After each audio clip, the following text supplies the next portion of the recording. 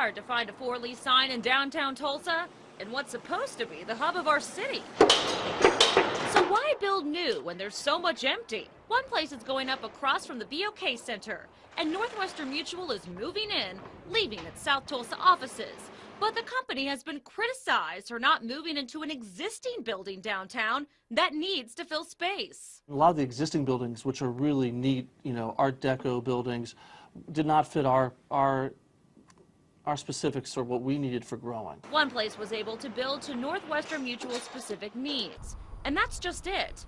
The top-of-the-line buildings, known as Class A, are hard to come by in downtown. It's the other types, Class B and C, that are left. You'll also notice that the vacancy in the A product is less than 9% right now. According to realtor Jared Andreessen, overall, downtown's vacancy rate is about 25%.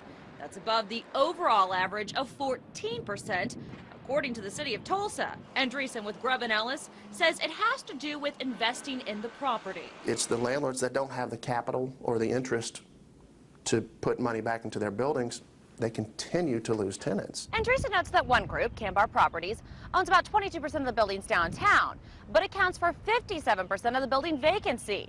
He says it has to do with upkeep of the buildings, but Cambar says it's working to improve that. Our premier customer service to retain the tenants that we have. We also have done recently a remodel in the Bank of America building, and we're working on a new chiller in this building here. Things to enhance the buildings is what we will continue to do to reduce vacancy rates. Plus, Cambar says it has leased out some space for pop-up shops that have now become permanent, and says they're working to sell some buildings while filling vacancies in almost full buildings. That's downtown, but what about midtown? Shopping centers along Harvard are also filled with for-lease signs like this one near 41st Street. The owner of Premier Popcorn says that vacancy could affect his store.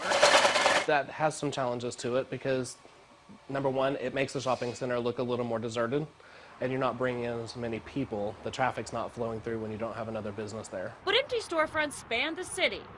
Take the area of 41st and Darlington by I-44. It's a great idea in a good location, but the ingress, egress, if you notice, trying to get off and on there is not as easy as a retailer needs it to be. And then there are the shops by the Spirit Bank Event Center on South Memorial in Bixby. Fairly new, but many empty. Again, this time, Andreessen says, it comes down to access. You can only have real, true retail on the frontage.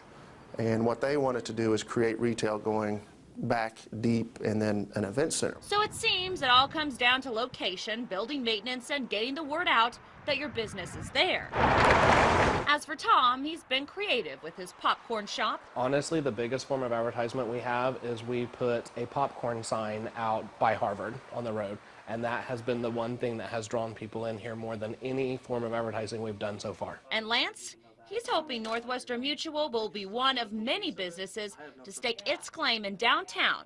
And his hope? That downtown grows, it becomes the spot regionally for people to come. It's a hub for downtown where we do spin off businesses, to South Tulsa, North Tulsa, into Sapulpa. Marla Carter, 2 News works for you.